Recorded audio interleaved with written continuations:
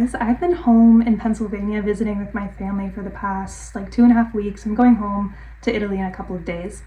I just realized I called both places home. That's funny. They kind of are. And I just wanted to give you a little update on where I've been, what I've been doing, how I've been feeling, and managing all my various gut issues. Yeah, traveling and gastritis do not go hand in hand, but I travel all the time, so I have a pretty good sense of what I should be doing to maintain my health. I have been feeling a lot better in February as compared to January. January, coming out of my trip to the Dominican Republic, I was just really feeling off kilter and I was out of my routine, so my symptoms were reflecting that. But this month I've been able to be a lot more steady, even though I've been traveling a lot. I also have tapered off completely of sucralfate. I was taking that for about a month just to kind of regulate after all of my travel in December and to add an extra layer of protection to my stomach. But as I'm trying to improve motility and get my digestion back in a normal place, I wanted to get off sucralfate as that can slow down digestion a little bit. So yeah, I'm off of that. I'm doing okay. I've had a couple flare-ups in the last month, but nothing crazy. It usually just goes away with a quick Gaviscon and I'm good to go. But yeah, there's a lot going on in life that has nothing to do with my health, which is a good thing. It's good to be focused on things that are just not related to my stomach. I don't want it to be my whole life. I don't even want it to be my whole like social media presence, although you guys like when I talk about my stomach, so here I am. But yeah, I'm feeling okay. I get on a plane to go home in 2 days, so I'm just enjoying family time, doing a bit of work. There's a lot going on with work right now, and yeah. I've gotten a lot of snow in Pennsylvania. I don't know where you guys are located, but it's been crazy. I'm looking forward to getting back to Italy where it's more mild. I've been thinking a lot lately about how I used to be so obsessed with like being perfect. Even before I had any gut health issues, I struggled growing up with an eating disorder, and after that I was super controlling about the things that I ate, even when I was, healthier and I was in powerlifting.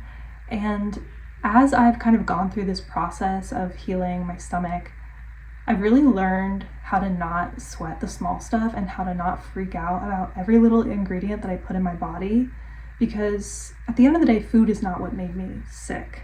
Yes, you should kind of keep your diet gentle to heal, but it's also not about following this rigid diet for the rest of your life. I mean, I think a restrictive diet is only so beneficial.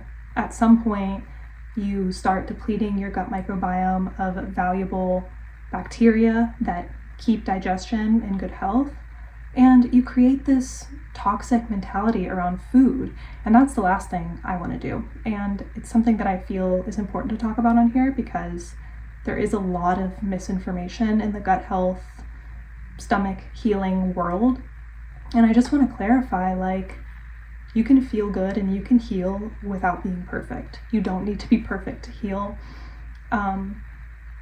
It's not that black and white. I've also thought a lot lately about what it means to be healed and if that's even something to even aim for. In my opinion, it's not a realistic goal because it's not a real state. Nobody walking around the earth is perfectly healed in any capacity. So why should we aim for something that we've never even had ourselves? Even, before this gastritis thing started, I was never perfectly healed. I always had some sort of issue going on. So I'm just shifting my mentality a little bit to be less about being perfect, doing exactly the right thing, and more about being consistent and showing up every day and doing the best that I know how to do that day. And that's what I'm trying to share with the world too, is healing does not have to be this strict diet for years until you have zero gastritis anymore. Healing can look like going out and eating a pizza 6 months into your journey and you're symptom free because you've been able to manage not only your healing process, but your nervous system. And once you get the nervous system and the mindset thing around this whole healing game locked down, that's where the real healing starts.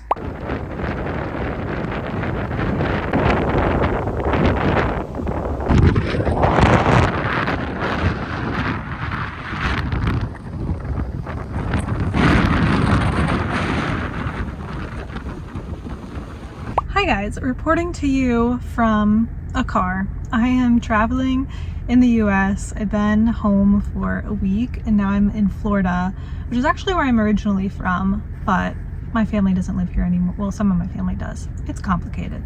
I'm from here, but I'm here for work right now. And I just grabbed some lunch at Whole Foods and had a nice little hot bar falafel situation. And I just thought I would do a little life update check-in sort of thing. I kind of forget to vlog for YouTube when I'm traveling. It's just a lot of stuff going on, and we had a death in the family recently, which was really heavy, obviously. So just getting through that, and it was very peaceful. It was expected, but it was still really hard, and just having to jump right into work even through that has just been a little bit difficult. So I've been not as active on social media. I've just been taking a pause. I feel so overwhelmed by everything lately that, you know, I try to be as consistent as I can with posting, but obviously it's not the end of the world if I don't do that. So yeah, I've just been trying to take care of myself a little bit more and focus on calming my nervous system and taking my own advice and trying to relax when life happens, when real life gets in the way. Not gets in the way, but yeah, just when it happens. In health-related news, I got my results of my SIBO test. I have SIBO. It's hydrogen dominant SIBO, which tends to be the easier one to control and manage and get rid of. I don't think it's my like gut feeling and kind of my general understanding of what's been going on. I don't think the SIBO is the root cause. I do think it's something that has happened over time from being on medication for extended periods of time and from having high stress and just from having gastritis and slower motility because of the gastritis. I think the SIBO developed because of that. I don't think I had it before the gastritis, but in any case, I'm not going to be super aggressive about getting rid of the SIBO first. I am going to focus on motility first and foremost and just really regulating my digestion, which has been feeling very sluggish lately.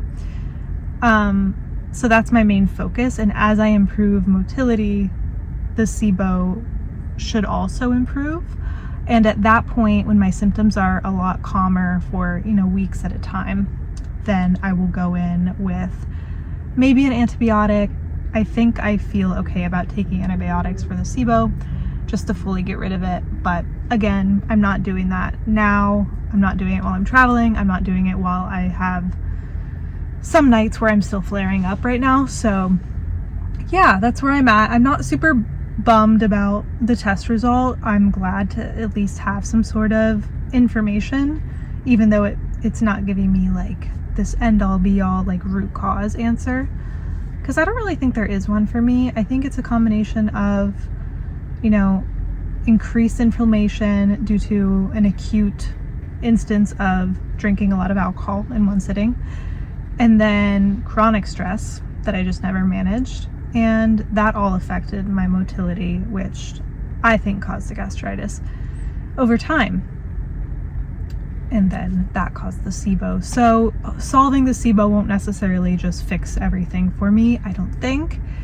But by improving my digestion in general, eating regularly, walking after meals, regulating my nervous system, those are my 3 priorities, then I should feel some relief. And I know that I do feel relief when I already do those things. It's not so much anymore about being super strict with my diet. You guys know I've talked about this a lot, that I don't really believe a restrictive diet is the key to healing.